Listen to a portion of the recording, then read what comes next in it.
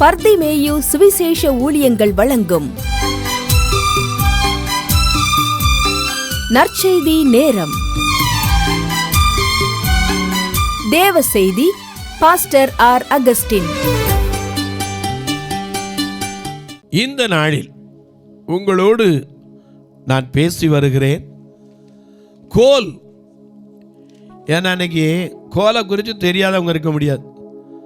எல்லா மனுஷனும் ஒரு நாள் கோலை பிடிக்க வேண்டியது கட்டாயம் வரும். எப்படின்னு கேட்பீங்க. முதிர் வயது வரும்போது கட்டாயம் ஒரு கோல். ஏன்னா சிறுபிள்ளையாக இருக்கும்போது தவக்கும் போது 4 காலு, தானே நடக்கும்போது 2 காலு, உச்சி வெளுக்கும் போது 3 காலு. இது நம்ம நாட்டில் எல்லாருக்கும் தெரியும். இந்த 3ஆம் கால் அந்த கோல். வள்ளுவர் கூட இந்த கோலை குறித்து சொன்னார். இடுக்கள் உடையுளி ஊற்றுக்கோல் அற்றே ஒழுக்கமுடையார் வாய்ச்சொல் என்று சொன்னார். வழுக்கலான இடத்துல கொஞ்சம் தைரியமாக நடக்கிறதுக்கு ஒரு ஊன்றுகோலை போல ஒழுக்கமுடையார் வாய்ச்சொல் இருக்கணும். என கண்பானவர்களே, இந்த கோலை குறித்து தான் நாம் கற்று வருகிறோம். வேதத்தில் பலவிதமான கோல்கள் இருக்கிறது. நியாயப்பிரமாணிகளுடைய செங்கோல் யூதாவை விட்டு நீங்குவதில்லை என்று எழுதப்பட்டும் இருக்கிறது. அதே போல எஸ்தருக்கு காலத்திலே ஒரு கோல் இருந்தது, பொற்செங்கோல் என்று.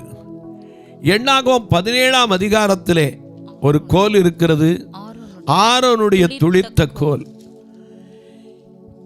இந்த மோசே கையில் இருக்கிற கோலுக்கு பேர் என்னது? தேவனுடைய கோல். யாக்கோபு கையில் இருந்த கோல், அவன் கடைசி காலத்தில் கூட அவன் கோலின் மேல் சாய்ந்து கொண்டு தொழுது கொண்டான் என்று பார்க்கிறோம். எனக்கு அன்பானவர்களே, இந்த கோல் எல்லா மனுஷனுக்கும் தேவை. எங்களுக்கும் கண்ணுதிராவங்களுக்கும் தேவை. ஏன்னா நாங்கள் கையில் கோல் வச்சுருக்கிறது நீங்கள் சாலைகளில் வீதிகளில் நடக்கும்போது பார்த்துருப்பீங்க. அதனால தான் நான் உங்கள்கிட்ட அடிக்கடி சொல்லுவேன், பார்வையற்றோருக்கு கண்ணாக உதவுகிற ஊன்றுகோல்னு சொல்லுவேன். இது ஊன்றுகோல் மட்டுமல்ல, வழிகாட்டும் கோல். இந்த கோலை வச்சிருந்தா எதிர்த்து வர்றவங்க ஒரு குறைவுள்ள பார்வையற்றோர் வருகிறார் என்பதை கண்டுகொள்ளலாம். இது மேடு பள்ளம் என்னன்னு தெரியும். இந்த கோல் இருந்தால் கூட ஒரு ஆளே வேண்டியதில்லை. சுத்தமாக பார்வை தெரியாத மக்கள்கிட்ட கூட இந்த கோலை கொடுத்துட்டிங்கன்னா அவங்க வாட்டை டக்கு டக்கு டக்கு டக்குன்னு இந்த பக்கம் அந்த பக்கம் தட்டி தட்டி என்ன செய்வாங்க, போயிட்டே இருப்பாங்க. ஆனால் அந்த கோல் ஒரு மாதத்துக்கு ஒன்று கொடுத்தா கூட பத்தாது. ஏன்னு கேட்பீங்க, இன்னைக்கு இருக்கிற வாகன நெருக்கடியில் ஆளே போக முடியல. இவங்க கண்ணு தெரியாமல் கோலை தட்டிட்டு போகும்போது ஏதாவது ஒரு ஸ்கூட்டர் வரும், இந்த ஸ்கூட்டருக்குள்ளே விட்டு வளைஞ்சு போகும். அடுத்த நாள் வந்து நிற்பாங்க, ஐயா கோல் வேணும்னு. அவங்களுக்கு அது இருந்தால் தான் ஒரு படி என்னையும் சேர்த்தான் சொல்லி நடக்க முடியும். எனக்கு அன்பானவர்களே, ஆனால் நாம் இன்றைக்கு தியானிக்கிற ஒரு கோல் வேதத்தில் பார்க்கிறோம், தேவனுடைய கோல். இது எப்படி தேவனுடைய கோல் என்று இப்போ தியானிக்க போகிறோம். உங்கள் வேதாகமத்தை எல்லாரும் கையில் எடுத்து ஒரு வார்த்தை திருப்புவீங்களா? யாத்திரையாகமம் 4ஆம் அதிகாரம் 1-2 வசனத்தை எல்லாரும் கையில் எடுத்துக்குவீங்களா? அப்படி எல்லாரும் எடுக்கிற வரைக்கும் அல்லேலூயா. பிரிய மனு பண்ணி உன் ஆத்துமா வாழ்வது போ எல்லாவற்றிலும் வாழ்ந்து சுகமாயிரு மகனே. பிரிய மனு பண்ணி உன் ஆத்துமா வாழ்வது போ நீ எல்லாவற்றிலும் வாழ்ந்து சுகமாயிரு மகனே.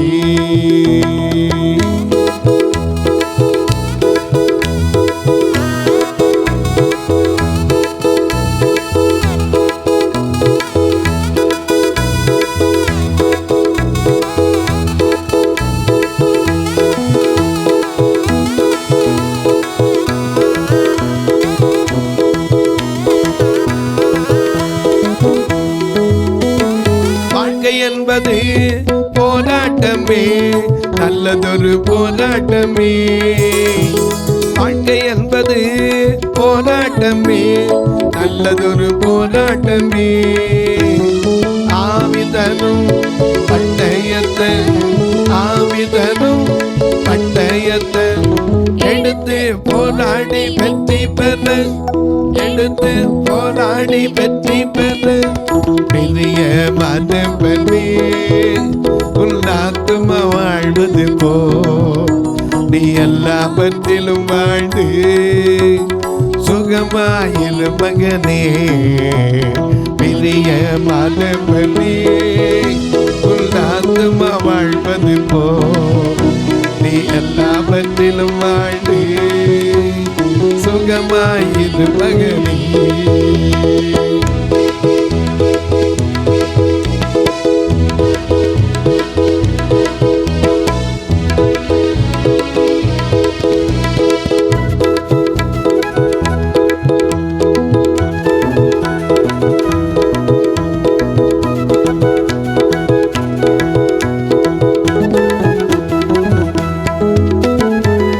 பந்தயம் நீ ஓடுகிறாய், ஒழுங்கின்படி ஓடு மகனே.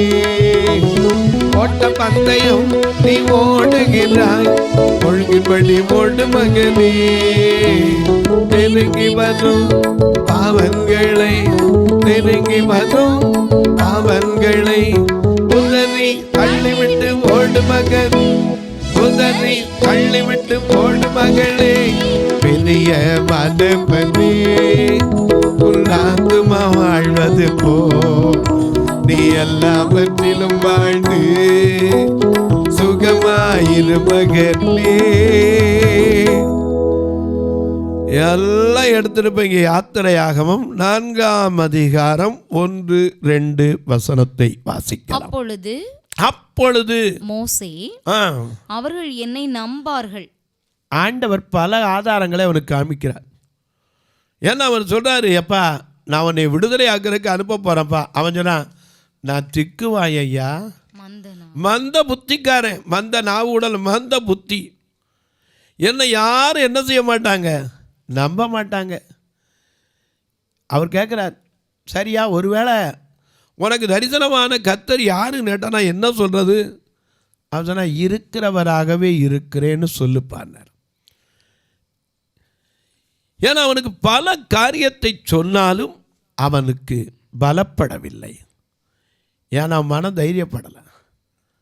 எகிப்திற்கு என் ஜனத்தை விடுதலைக்கு ஒன்றே அனுப்ப போகிறேன். நான் யார்? ஒரு காலத்தில் ஹீரோ தான். ஏன்னா எகிப்தில் 2 பேர் சண்டை போட்டுக்கிட்டு இருக்கும்போது ஹீரோ ஆகிட்டார். போனார், பலமுள்ள அடிக்கிற பார்த்து டக்குன்னு ஒருத்தனை வெட்டி என்ன செஞ்சிட்டாரு, அங்கேயே குழியை தோண்டி போச்சுட்டார். அவ்வளோ தைரியமான நாள். அடுத்த நாள் வரும்போது ஒருத்தன் கேட்டான், ஏய் உன்னை யாரையா எங்கள் மேலே அதிகாரியாக வச்சது? நீ யார்? அன்னைக்கு நேற்று நடந்த மாதிரி இன்னைக்கு நீ செய்யலான்னு பார்க்குறியா? நான் அவ்வளோதான். பயம் வந்துருச்சு, ஓடிட்டார். எங்கே? ஒரே ஓட்டம் மீதியான் தேசத்துக்கு. மீதியான் தேசத்து ஆசாரிய இடத்துல போய் தங்கி இருந்து அவர் ஒன்றும் இல்லாமல் இங்கேருந்து ஓடி போய் சாப்பாடு இல்லாமல் இருக்கும்போது அந்த பெண்களுக்கு தண்ணி கொடுத்தா. இதெல்லாம் உங்களுக்கு நீங்கள் படிச்சிருக்க காரியம். ஆடு மேய்ச்சிட்டு வந்த பெண்களுக்கு தண்ணி கொடுத்தா. சிப்போரா ஆடு மேய்ச்சிட்டு வந்தா. தண்ணி கொடுத்து வீட்டுக்கு போனோன்னா அப்பா கேட்டார், என்ன இப்படி நேரம் சீக்கிரம் வந்துட்டீங்க? இல்லை, எங்களுக்கு ஒரு மனுஷன் உதவி பண்ணான். இந்த விஷயத்தில் யாக்கோவும் பெண்களுக்காக உடனே போய் அங்கே பயில்வானா மாறினவர். இந்த மோசையும் அப்படி மாறினவர் தான். போய் தண்ணி காட்டினாரோ. அதனால அவர் சொன்னார், அந்த மனுஷனை நீங்கள் விட்டுட்டு வந்தது என்ன? யாத்திரையாகமம் 2ஆம் அதிகாரம் 20ஆம் வசனத்தை பாருங்க. அவங்க அப்பா கேட்கிறார் சிப்போராளுடைய சொல்லப்படும். அப்பொழுது அவன் தன் குமாரத்திகளை பார்த்து, அவன் தன்னுடைய குமாரத்திகளை பார்த்து, அவன் எங்கே? அந்த மனிதனை நீங்கள் விட்டு வந்தது, அந்த மனுஷனை எப்படி விட்டுட்டு வந்துட்டீங்க? போஜனம் பண்ணும்படிக்கு, சாப்பாடு வளர்க்கிறதுக்கு அவனை அழைத்து கொண்டு வாருங்கள் என்றான். சரி, மோசே அந்த மனிதனிடத்தில் தங்கி இருக்க சம்மதித்தான். அப்படி தங்கி இருக்கும் போதுதான் சிப்போரா அவளுக்கு பெண்ணை கொடுத்தான். இந்த பெண்ணை தான் அழைத்து கொண்டு அவருடைய பிள்ளைகளையும் அழைத்து கொண்டு கழுத மேலே வெறும் கோலை வச்சுக்கிட்டு தான் என்ன செஞ்சான்? எகிப்து தேசத்துக்கு போனான். இந்த எகிப்து தேசத்துக்கு போகும்போது வேற ஒன்றையும் கையில் கொண்டு போனதாக வேதம் சொல்லலை. நமக்கு வேதம் தான் வெளிச்சம். யாக்கோபும் அதே மாதிரி தான் வெறும் கையும் கோலுமாக தான் போனான். இவனும் கூட மனைவி இருந்தாங்க, ஆறுதலுக்காவது பிள்ளைகள் இருந்துச்சு, கையில் தேவனுடைய கோலும் இருந்துச்சு.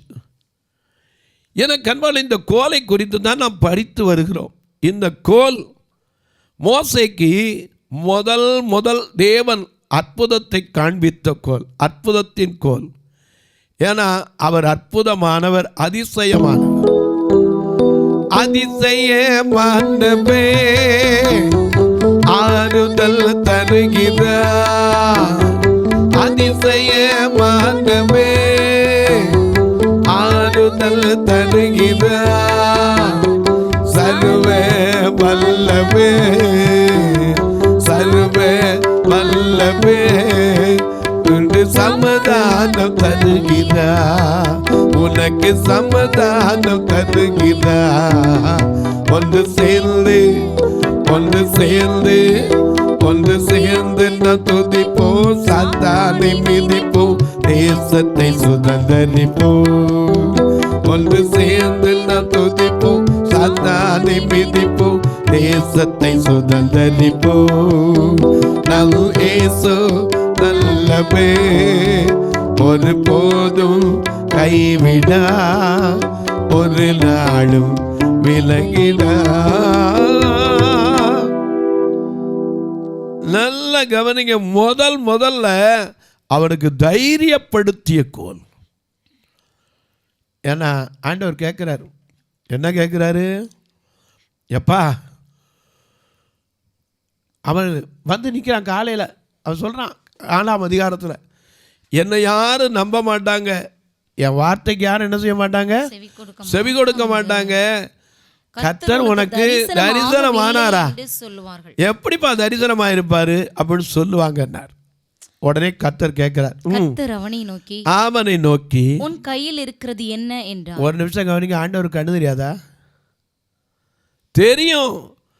எதையுமே ஓ வாயால சொல்லணும். அதுக்கு தான் உன்னை என்னை இந்த ஜனத்தை எனக்கென்று ஏற்படுத்தினேன், இவர்கள் என் துதியை ஏசாயா 43:21 பார்க்கிறோம். எசேக்கியேல் தீர்க்கதரிசியை கூட்டிகிட்டு போய் எலும்புகள் நிறைந்த பள்ளத்தாக்கில் நின்று மனுபுத்திரனே உயிரடைமான்னு கேட்டார். ரைட்டு. அடுத்தாப்புல சொன்னார், இந்த எலும்புகளை நோக்கி பேசுப்பா, பேசி என்ன செய்ய, நான் உங்கள் மேலே எலும்புகளை எல்லாம் உலர்ந்த எலும்புகளை ஒன்று சேர்ப்பேன், நரம்புகளை உண்டாக்குவேன், தோலினால் மூடுவேன், அது மேலே மாம்சத்தை வைப்பேன், அதுவும் எல்லாம் சொல்லி ஆவியை கட்டளையிடுவேன், நீங்கள் காலூன்றி திரளான சேனையாக நிற்க போகிறாங்க, மனுபுத்திரனே இந்த எலும்புகள் உயிரடைமானார். அவன் சொன்ன எனக்கு தெரியாது சாமின்றான். ஆண்டவர் சொல்லி முடித்தார். சொல்லி முடித்தவன அவன் வாயால் சொல்லும்போது தான் எலும்புகள் அசைந்தது. 7ஆம் வசனத்தில் பாருங்கள், எனக்கு கற்பிக்கப்பட்டபடி நான் தீர்க்க தரிசனம் உரைக்கையில் ஒரு இரைச்சல் உண்டாகி அசைவுண்டாகிற்று. ஆண்டவர் சொல்லும்போது ஒன்றுமே என்ன செய்யலை, நடக்கலை. என்னையும் நம்பித்தாங்க அவர் எல்லாத்தையும் செஞ்சுக்கிட்டு போயிருக்காரு. அவருக்கு தெரியும். ஆனால் நம்ம வாயிலேருந்து சொல்லணும்ல. இன்னைக்கு குழந்தை அழுகாட்டா எத்தனை பேர் தூக்கி பால் கொடுப்பீங்க? குழந்தை தூங்கிட்டு தூங்கட்டு விடு, அது அழுகும்போது தான். அதனால தான் நம்ம நாட்டில் ஒரு பழமொழி உண்டு, அழுத பிள்ளை தான் என்ன செய்யும், பால் குடிக்கும். என கண்பாளே, இந்த மோசையும் ஒரு காலத்தில் பார்வோன் குமாரத்தை குளிக்க வரும்போது நாணல் பேழையை எடுத்துட்டு வர சொன்னான். அதை திறந்த போது பிள்ளை என்ன செய்தது, அழுதது. அதனால தான் அதன் மேல் இரக்கமுற்று வளர்த்தாள். மறந்துடக்கூடாது. இப்போ கர்த்தர் கேட்க, எப்பா உன் கையில் இருக்கிறது என்ன? உடனே என்ன சொன்னான், ஒரு கோல் என்றான். ஓஹோ, இது கோலாத்தான் உன் கண்ணுக்கு தெரியுதா? இப்போ அந்த கோலை வச்சு உனக்கு ஒரு ப்ராக்டிக்கல் நடத்தி காமிக்க போகிறேன். ஏன்னா எப்போவுமே பாருங்கள், தியரி வேறு, ப்ராக்டிக்கல் வேறு. பரீட்சை எழுத போனீங்கன்னா கூட எல்லாத்துலேயும் உண்டு. எந்த பரீட்சையாக இருக்கட்டும், ப்ராக்டிக்கல் இல்லாமல் என்ன செய்யாது, இருக்கவே இருக்காது. இன்றைக்கி வாசிக்கிறோம், அப்போ இருக்க கீபோர்டு இருக்குது, இதுலேயும் கூட ப்ராக்டிக்கல் உண்டு. சும்மா உட்காந்து என்ன செய்ய முடியா, பாடி காட்டினா போகாது. ஏன்னா பாடி காட்டிடலாம், அது தியரிட்டிக்கல் சொல்லுவாங்க, அழகாக சொல்லுவாங்க. சமகரி சரிகம ரிப்பமக ரிகமப்பா பாடி காட்டிடலாம். ஆனால் அது வாசித்து காட்டணும், கீபோர்டோடு வாசிக்கணும், அதோடு சேர்ந்து நம்மளும் பாடணும். அதுதான் ப்ராக்டிக்கல். எல்லாத்துக்கும் ப்ராக்டிக்கல் உண்டு. ஆண்டவர் சொல்ற உன் கையில் இருக்கிறது என்ன? இவன் கண்ணுக்கு அது என்ன தான் தெரிஞ்சு? கோல். ஏன்னா அந்த கோலை வச்சு தான் அவன் என்ன செஞ்சான்? ஆடை மேய்ச்சிக்கு தெரிஞ்சான். அவனுக்கு தெரிஞ்சதெல்லாம் என்னது? ஆடு மேய்க்கிற கோல். அதனால தான் கேட்குறான், உன் கையில் இருக்கிறது என்ன? அவருக்கு கம்புன்னு தெரியாதா? ஒரு கோல்ங்கிறது தெரியாதா? தெரியும். அவன் வாயிலிருந்து சொல்லணும், உன் கையில் இருக்கிறது என்ன? கோல். அடுத்த ப்ராக்டிக்கல் சொல்கிறாரு. என்ன சொல்கிறாரு? அதை தரையில போடு. கொஞ்சம் யோசிச்சு பாருங்க. தரையில் ஓடுனா, கோலை தரையில் ஓட்டா என்ன பிரயோஜனம்? அவன் சொன்னபடி உடனே அவர் உங்களுக்கு என்ன சொல்லுகிறாரோ அதன்படி முதல்ல என்ன செய்யணும்? செய்யணும். அங்கே போய் கேள்வி கேட்கக்கூடாது. ஏன்னா அது கானா ஒரு கல்யாணத்தில் தண்ணி 2-3 குடம் கொள்ளத்தக்க 6 கற்றாடி எங்கே இருந்துச்சு? வெளியே இருந்துச்சு. ஏன்னா யூத கலாச்சாரத்தின் முறைமையின்படி வரும்போது என்ன செய்யணும்? காலை கழுவிட்டு வரதுக்கு அது தண்ணி வைக்கிற ஜாடி அது வெளியே கிடந்துச்சு. அதை தூக்கி வச்சு தண்ணி ஊற்றுனார். அப்போ வேலைக்காரங்க எடுக்கலாம், ஐயோ எவ்வளோ நல்ல பாத்திரம் இருக்குது, கல்யாண வீட்டில் காலு கழுவுற பாத்திரம் தூக்கி தண்ணி ஊற்றுவா கேட்டானா? இல்லை. அவர் உங்களுக்கு என்ன சொல்லுகிறாரோ அப்படியே செய்யணும். போனா போகணும். சவுலை பார்த்து சொல்றாரு, நீ எழுந்து போ, நேர்த்தருக்கு போ, அங்கே உனக்கு என்ன செய்யணும்னு என்ன செய்யப்படும்? சொல்லப்படும். ஆண்டவர் எப்பவுமே போச்சுட்டு அந்தந்த நேரத்தில் கரெக்டாக நமக்கு போதித்து நடத்துகிறார். அதனால தான் நம்ம பாடுறோம், என்னை என்று போதித்து நடத்துபவரே, கண்ணில் வைத்து ஆலோசனை சொல்லுபவரே, என்னை என்று போதித்து நடத்துபவரே, கண்ணில் வைத்து ஆலோசனை சொல்லுபவரே, நடக்கும் வழிதனை காட்டுபவரே, நம்பி வந்தோரை கிருபை சூழ்ந்து கொள்ளுதே, நடக்கும் வழிதனை காட்டுபவரே, நம்பி வந்தோரை கிருபை சூழ்ந்து கொள்ளுதே, அடைக்கலமே உம்மதடிமை நானே, ஆன்மதி தேனே அங்க மகிழ்ந்து கத்தமி செய்த நன்மைகளையே நித்தோ நித்தோ நான் நினைப்பேனே. எனக்கு அன்பானவர்களே, நல்ல கவனிங்க. ஆலோசனை அப்பப்போ கொடுப்பார். முதல்ல கரையில் போடுறான், உடனே போட்டணும். எதுக்கு ஆண்டவரே? கையில் நான் பிடிச்சிருக்கனே, அதுவாட்ட இருக்க தரையில் போட்டு திருப்பி எடுக்கணுமா? கேட்கலை. ஏன்னா அவர் என்ன சொல்கிறாரோ அதன்படி செய்யணும். இன்றைக்கி உங்களுக்கு எனக்கு அப்படி தான். என்கிட்ட அந்த 92 ஊழியத்துக்கு வரும்போது 1992 சொன்னார், நான் கிட்ட 2 கண்ணு தெரியாமல் இருக்கேன், யார் என் கூட இருப்பா? எந்த நேரம் கூட இருக்கிறவன் எத்தனை பேர் இருந்தால் போயிட்டான். இப்போ ஆண்டவர் ஒருத்தர் தான் கூட நிற்கிறார். ஏன்னா அவர் சொன்ன வாக்கை கடைசி வரைக்கும் நிப்பாட்டுவார், மாற்றம் கிடையாது. ஏன்னா ஒரு விசை சொல்லியதை மறுவிசை என்ன செய்ய மாட்டார்? திருத்த மாட்டார். ஆகையினால 92 வரும்போது சொன்னார், நான் என்னையா செய்ய போயினேன்? போப்பா, என் நாமத்தை மட்டும் பிரஸ்தாபப்படுத்து போதும், நான் வந்து உன்னை ஆசீர்வதிப்பேனார். இன்னைக்கு வரைக்கும் அவர் ஆசீர்வதிக்கிறார், கைவிடலை. ஆனால் அவர் சொல்கிறத நம்ம செய்யணும்ல.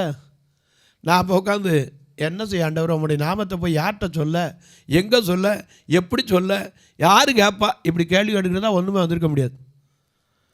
ஒரே வார்த்தை தான், என் நாமத்தை பிரஸ்தாபப்படுத்த, அவ்வளோதான். அவருடைய நாமத்தை போய் என்ன செய்யணும்? சொல்லிக்கிட்டே இருக்கணும். நாமம் என்ன ஆவிற்கு சுகீதம், நாடிலம் தன்னில் அரணே, நாமம் என்ன ஆவிற்கு சுகீதம், நாடிலம் தன்னில் அரணே,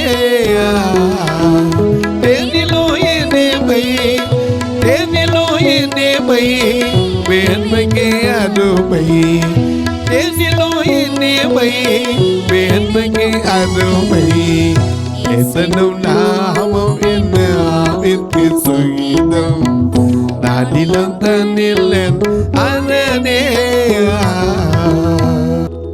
ஐயா, என் நாமத்தை போய் சொல்லினார். இன்னைக்கு வரைக்கும் சொல்லிக்கிட்டு இருக்கேன்.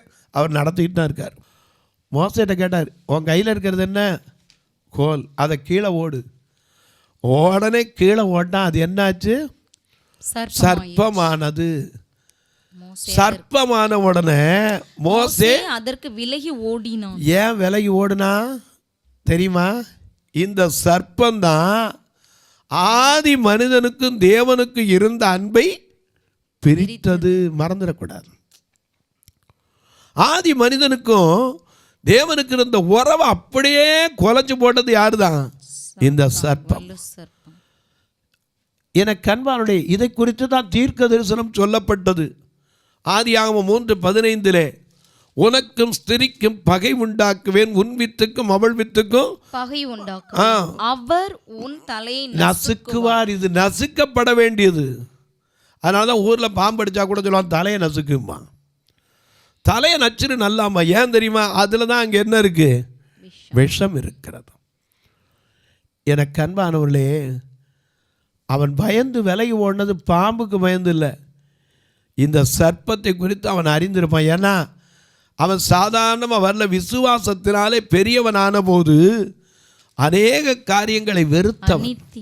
அனித்தியமான பாவ சந்தோஷத்தை பார்வோனுடைய குமாரத்தின் மகன் எனப்படுவதை வெறுத்து கிறிஸ்துவின் ஜனங்களோடு துன்பத்தை அனுபவித்ததை தெரிந்து கொண்டவன். இனி வருகிற பலன் மேல் நோக்கமாயிருந்து எகிப்தில் உள்ள பொக்கிஷங்களிலும் கிறிஸ்துவின் நிமித்தம் வருகிற நிந்தையை அதிக பாக்கியம் என்று எண்ணினவன். ஆகையினால அவனுக்கு தெரியும், கம்ப கீழே ஓட்டான், சர்ப்பமாயிடுச்சு, விலகி பயந்து விலகி ஓடினான். ஆண்டவர் சொன்னார், அதை கையை நீட்டி வாழ பிடினார். அது பிடிச்ச போது அவனுக்கு என்னாச்சு? கோலாச்சு. தொலைக்காட்சியில் பார்க்கிற என் அன்பு மக்களே, இந்த நிகழ்ச்சியை நாள்தோறும் பார்க்குறீங்க, கேட்குறீங்க, பரவசம் அடைகிறீங்க. ஒரு வார்த்தை ஜெபம் பண்ணுறீங்களா? இது தடையில்லாமல் வரணும். ஏன்னா ஒவ்வொரு நாளும் தொலைக்காட்சி ரெக்கார்டிங் எல்லாம் சேர்த்து 5000 ரூபா செலவு வந்துடும். அது மட்டும் இல்லை, இது கரெக்டாக ஒளிபரப்பாகணும், பார்க்குற இடத்துல கரண்ட் இருக்கணும். அது மட்டும் இல்லை, கேபிள் ஒழுங்காக வந்து சேரணும். எத்தனை பேர் சொல்கிறீங்க, ஐயா எங்கள் ஊரில் கேபிள் வராமல் 2 நாளாக செய்தி பார்க்க முடியல, கவலையோடு சொல்கிறீங்க. எனக்கு அது கேட்குறது ஒரு பக்கம் சந்தோஷமாக இருந்தாலும் ஒரு பக்கம் வேதனைப்படுறேன். ஒன்றுக்கு உதவாத இந்த மனுஷனை கர்த்தர் எவ்வளோ பயன்படுத்துகிறான்னு. ஏன் சொல்கிறேன்? இவ்வளவு காரியம் உண்டு. 30 நாள் வரணும். இதில் வச்சு தான் 2 பார்வையற்ற மக்கள் சபை, திருநெல்வேலியில் ஒன்று, மதுரையில் ஒன்று. எப்போ டைம் இருந்தால் வந்து பாருங்கள். இந்த திருநெல்வேலி அவுட்டரில் தள்ளி வச்சுருக்கோம். இவங்களை கூட்டிகிட்டு வர்றதுக்கு வாரம் வேனுக்கு காசு கொடுத்து தான் கூப்பிட்டு வரோம். ஏன் பிரதர் ஒரு வேன் வாங்கிடலாமல்? எனக்கு ஆசை தான், கர்த்தர் கொடுக்கணும்ல. ஆண்டவர் யாரை ஏற்படுத்தி வச்சுருக்காரோ அவரை கொண்டு வந்து கொடுப்பாரு. ஏன்னா எங்கே இருந்தாவது ஒத்தாசை வரும். நான் அதை நம்புகிற ஆள். ஏன்னா ஒரு காலத்தில் மதுரை சபையை கட்டும்போது வெறும் புல் முளைச்சி 3-4 தடவை புல் வெட்டினோம். அப்போ என்னோட ஒரு போதகர் வந்திருந்தார், நாகர்கோயிலில் ஜானி கிறிஸ்டோபர்னு சொல்லி, தோவாளையில் இருக்கிறார். அவர் நானும் உள்ளே போயிருக்கோம். அப்போ உள்ள போகும்போது இப்படியே கிடந்தா என்ன ஆகுதுனாரு, கடியாரம் மேலேருந்து சொல்லுது, எனக்கு ஒத்தாசை வரும், பர்வதங்களுக்கு நேராய் கண்களை ஏறெடுக்கிறேன். அந்த இடத்துல 2 பேரும் ஜெபம் பண்ணிட்டு வந்தோம். அதுக்கப்புறம் தான் அந்த சபையை அப்படின்னு நின்று திரும்பி கட்ட முடிஞ்சு. கர்த்தர் ஒத்தாசை அனுப்புவார். நிச்சயமாக எங்கேருந்து யாரை கொண்டு எப்படி செய்வார் நமக்கு தெரியாது. ஆனால் இந்த திருநெல்வேலி மக்களை கூட்டிகிட்டு வர்றதுக்கு இப்போ வரைக்கும் வாரம் கூட்டிகிட்டு வந்து சாப்பாடு கொடுத்து அவங்கள அனுப்பி ஒரு வாரம் கூட சும்மா அனுப்புறதில்லை. மதுரையில் வந்து பார்த்திங்கன்னா ஒரு குடும்பத்துக்கு 4 கிலோ அரிசி கொடுத்து அனுப்போம். ஏன் தெரியுமா? 2 பேரும் கணவன் மனைவி கண்ணுதிரியாமல் வருவாங்க. நல்ல வேலை இல்லை, வாரம் முழுக்க போய் பட்னியாக கிடந்தால் எப்படி விசுவாசம் வரும்? கிரியை இல்லாத விசுவாசம் ரட்சிக்குமா? நீங்களும் கர்த்தர் ஏவினால் உங்கள் பிறந்த நாள், திருமண நாள் போன்ற நல்ல நாட்களிலே ஒரு உணவு கொடுக்க, ஒரு உடை கொடுக்க, ஒரு ஊன்றுகோல் கொடுக்க, உங்களை அழைத்து வர்றதுக்கு இல்லை, எனக்கு ஆசீர்வதிச்சிருக்காரு இந்த மாதம் அத்தனை குடும்பத்துக்கும் ஐயா அரிசி கொடுக்கலாம், நான் உதவுறேன் வாரத்துக்கு. கர்த்தர் ஏவினால் உதவலாம். ஆனால் கட்டாயம் இல்லை, விசனமாயல்ல. ஒரு நாள் நிகழ்ச்சியை தாங்கலாம், ஒரு கட்டுமான பணிக்கு கொடுக்கலாம். ஃபியூனரல் ஃபண்டு பார்வையற்றர் மரித்தா கூட சொந்தக்காரன் கை நீட்ட மாட்டேன்றான். நீங்கள் கேட்கலாம், எப்படி பிரதர் நாங்கள் உதவுறது? அதான் எங்களுக்கு தெரியலை. இதில் 2 ஃபோன் நம்பர் வரும். அது மட்டுமல்ல, பல நாட்களாய் நீங்கள் கேட்டுக்கொண்டிருந்த QR கோடு இனி வரும். அதற்கு ஆவணம் செய்து முயற்சித்து காரியத்தை கர்த்தர் வாய்க்க செய்திருக்கிறார், வரும். அது வழியாகவும் நீங்கள் QR கோடை ஸ்கேன் பண்ணி அந்த இடத்துல என்ன செய்யலாம், உடனே பண்ணலாம். அது மட்டும் இல்லை, கணக்கு வைக்கிறவங்க என்கிட்ட கேளுங்க, அதுக்கான வழிமுறைகளை சொல்கிறேன். தபால் வழியாக அனுப்புகிறவங்களுக்கு போஸ்ட் பேங்க் அக்கௌண்ட் நம்பர் சொல்கிறேன், குறிச்சிக்கோங்க. நீங்கள் எந்த கமிஷனும் கொடுக்காம இந்த அக்கௌண்ட் வழியாக அனுப்பலாம். 36 35 38 89 63 இது வழியாக நீங்கள் தொடர்பு கொள்ளலாம். உங்கள் ஜெபக்காரி எது இருந்தாலும் காலை 10லேருந்து 5 மணிக்குள்ள. இப்போ உங்களுக்காக ஜெபிக்கட்டுமா?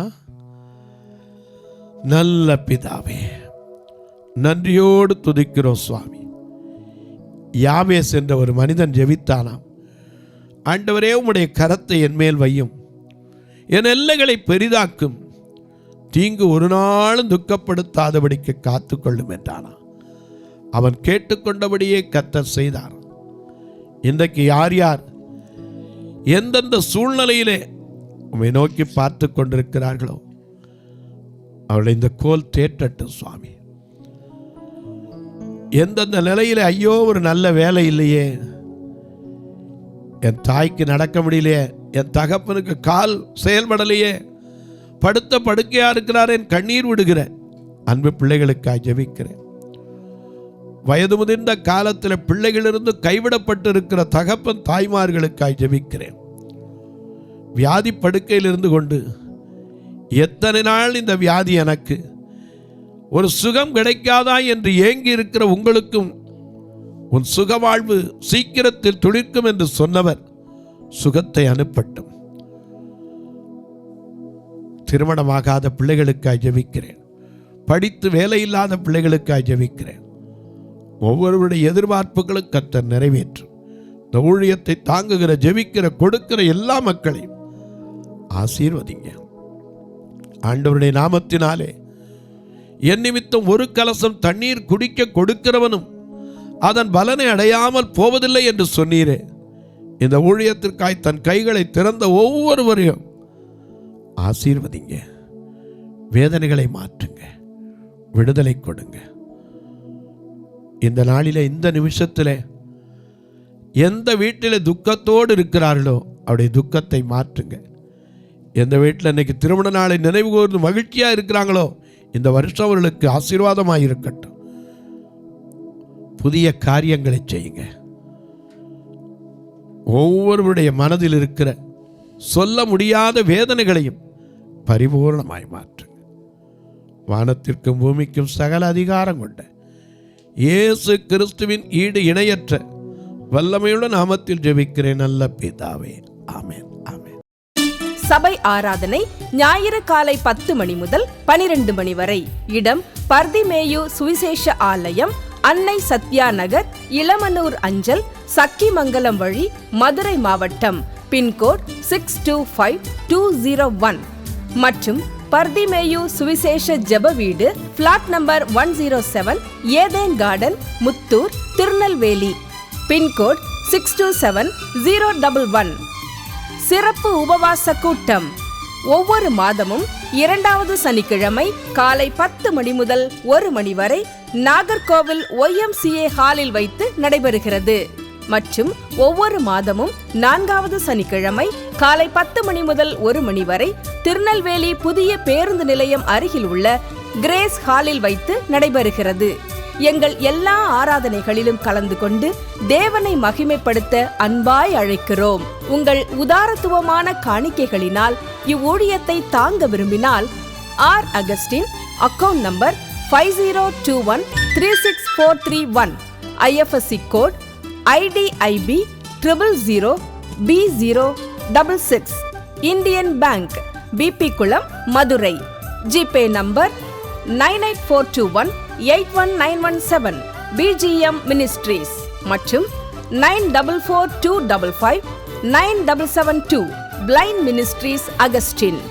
உங்கள் தொடர்புக்கு பாஸ்டர் ஆர் அகஸ்டின், பர்திமேயு சுவிசேஷ ஊழியங்கள், நாகமலை, புதுக்கோட்டை, மதுரை 625019. தொலைபேசி எண்கள் 9842181917 மற்றும் 9442559772. கர்த்தர் தாமே உங்களை ஆசீர்வதிப்பாராக.